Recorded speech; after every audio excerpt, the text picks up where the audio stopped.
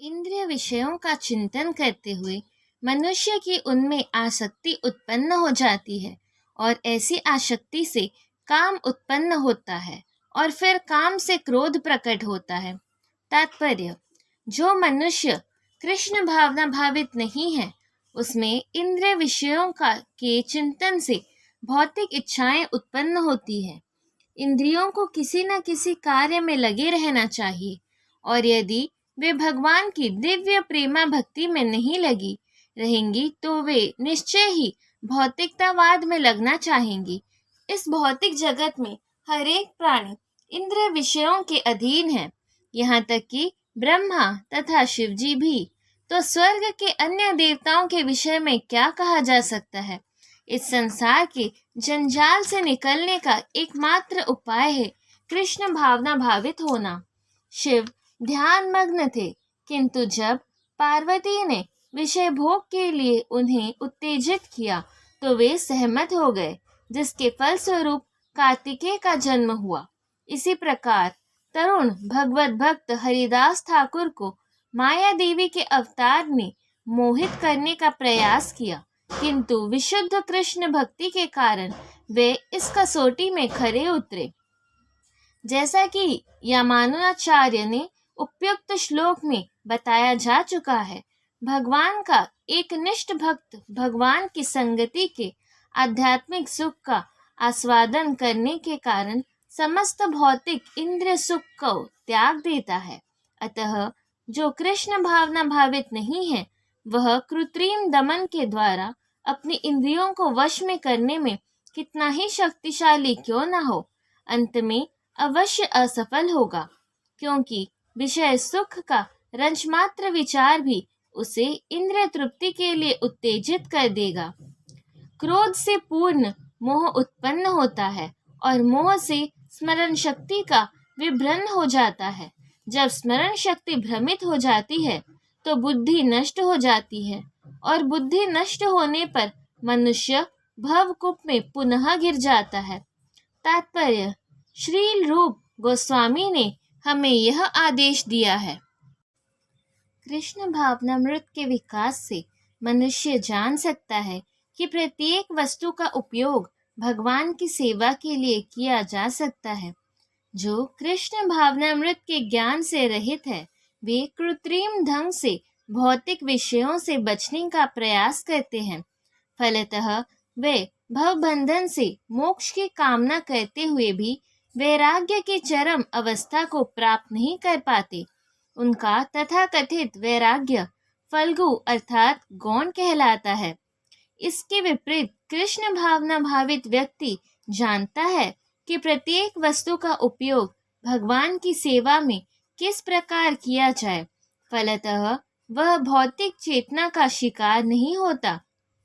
उदाहरणार्थ, निर्विशेषवादी के अनुसार भगवान निराकार होने के कारण भोजन नहीं कर सकते, अतः वह अच्छे खाद्यों से बचता रहता है, किंतु भक्त जानता है कि कृष्ण परम भोक्ता है और भक्तिपूर्वक उन पर जो भी भेंट चढ़ाई जाती है उसे वे खाते हैं। अतः भगवान को अच्छा भोजन चढ़ाने के बाद भक्त प्रसाद ग्रहण करता है। इस प्रकार हर वस्तु प्राणवान हो जाती है और अधः पतन का कोई संकट नहीं रहता। भक्त कृष्ण भावनामृत में रहकर प्रसाद ग्रहण करता है, जबकि अभक्त इसे पदार्थ के रूप में तिरस्कार कर देता है। अतः निर्विशेषवादी अपने कृत्रिम त्याग के कारण जीवन को भोग नहीं पाता और यही कारण है कि मन के थोड़े से विचलन से वह भवकूप में पुनः आ गिरता है। कहा जाता है कि मुक्ति के स्तर तक पहुंच जाने पर भी ऐसा जीव नीचे गिर जाता है, क्योंकि उसे भक्ति का कोई आश्रय नहीं मिलता। किंतु समस्त राग तथा द्वेष से मुक्त एवं अपनी इंद्रियों को संयम द्वारा वश में करने में समर्थ व्यक्ति भगवान की पूर्ण कृपा प्राप्त कर सकता है। तात्पर्य: यह पहले ही बताया जा चुका है कि कृत्रिम विधि से इंद्रियों पर ब्रह्म रूप के नियंत्रण किया जा सकता है, किंतु जब तक इंद्रियां भगवान की दिव्य सेवा में नहीं लगाई जाती, तब तक नीचे गिरने की संभावना बनी रहती है। यद्यपि पूर्णतया कृष्ण भावना भावित व्यक्ति ऊपर से विषयी स्तर पर क्यों न दिखे, किंतु कृष्ण भावना भावित होने से वह विषय कर्मों में आसक्त नहीं होता। उसका एकमात्र उद्देश्य तो कृष्ण को प्रसन्न करना रहता है, अन्य कुछ नहीं। अतः वह समस्त आसक्ति तथा विरक्ति से मुक्त होता है। कृष्ण की इच्छा होने पर भक्त सामान्यतया अवांछित कार्य भी कर सकता है, किंतु यदि कृष्ण की इच्छा नहीं है तो वह उस कार्य को भी नहीं करेगा जिसे वह सामान्य रूप से अपने लिए करता हो। अतः कर्म करना या न करना उसके वश में रहता है, क्योंकि वह केवल कृष्ण के निर्देश के अनुसार ही कार्य करता है। यही चेतना भगवान की इहतुकी कृपा है, जिसकी प्राप्ति भक्त को इंद्रियों में आसक्त होते हुए भी हो सकती है। इस प्रकार से कृष्ण भावनामृत में तुष्ट व्यक्ति के लिए संसार के तीनों ताप नष्ट हो जाते हैं, और ऐसी तुष्ट चेतना होने पर उसकी बुद्धि शीघ्र ही स्थिर हो जाती है। जो कृष्ण भावनामृत में परमेश्वर से संबंधित नहीं है, उसकी न तो बुद्धि दिव्य होती है और न ही मन स्थिर होता है, जिसके बिना शांति की कोई संभावना नहीं है। शांति के बिना सुख हो भी कैसे सकता है। तात्पर्य: कृष्ण भावना भावित हुए बिना शांति की कोई संभावना नहीं हो सकती। अतः 5वें अध्याय में इसकी पुष्टि की गई है कि जब मनुष्य यह समझ लेता है कि कृष्ण ही यज्ञ तथा तपस्या के उत्तम फलों के एकमात्र भोक्ता है और समस्त ब्रह्मांड के स्वामी हैं तथा वे समस्त जीवों के असली मित्र हैं, तभी उसे वास्तविक शांति मिल सकती है। अतः यदि कोई कृष्ण भावना भावित नहीं है तो उसके मन का कोई अंतिम लक्ष्य नहीं हो सकता। मन की चंचलता का एकमात्र कारण अंतिम लक्ष्य का अभाव है। जब मनुष्य को यह पता चल जाता है कि कृष्ण ही भोक्ता, स्वामी तथा सबके मित्र हैं, तो स्थिर चित्त होकर शांति का अनुभव किया जा सकता है। अतएव जो कृष्ण से संबंध न रखकर कार्य में लगा रहता है, वह निश्चय ही सदा दुखी और अशांत रहेगा। भले ही वह जीवन में शांति तथा आध्यात्मिक उन्नति का कितना ही दिखावा क्यों न करे।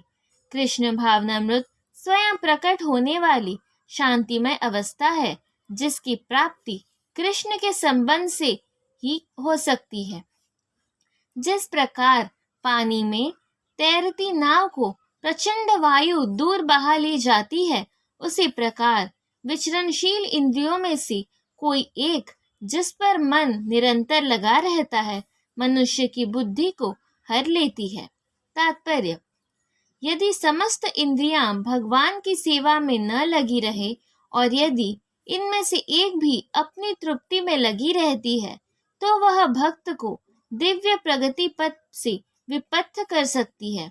जैसा कि महाराज अम्बरीश के जीवन में बताया गया है, समस्त इंद्रियों को कृष्ण भावनामृत में लगा रहना चाहिए, क्योंकि मन को वश में करने की यही सही एवं सरल विधि है। अतः हे महाबाहु, जिस पुरुष की इंद्रियां अपने अपने विषयों से सब प्रकार से विरत होकर उसके वश में है, उसी की बुद्धि निसंदेह स्थिर है। तात्पर्य: कृष्ण भावनामृत के द्वारा या सारी इंद्रियों को भगवान के दिव्य प्रेमा भक्ति में लगाकर इंद्रिय तृप्ति की बलवती शक्तियों को दमित किया जा सकता है। जिस प्रकार शत्रुओं का दमन श्रेष्ठ सेना द्वारा किया जाता है, उसी प्रकार इंद्रियों का दमन किसी मानवीय प्रयास के द्वारा नहीं, अपितु उन्हें भगवान की सेवा में लगाए रखकर किया जा सकता है। जो व्यक्ति यह हृदयंगम कर लेता है कि कृष्ण भावनामृत के द्वारा बुद्धि स्थिर होती है और इस कला का अभ्यास प्रामाणिक गुरु के पथ प्रदर्शन में करता है, वह साधक अथवा मोक्ष का अधिकारी कहलाता है। इंद्रिय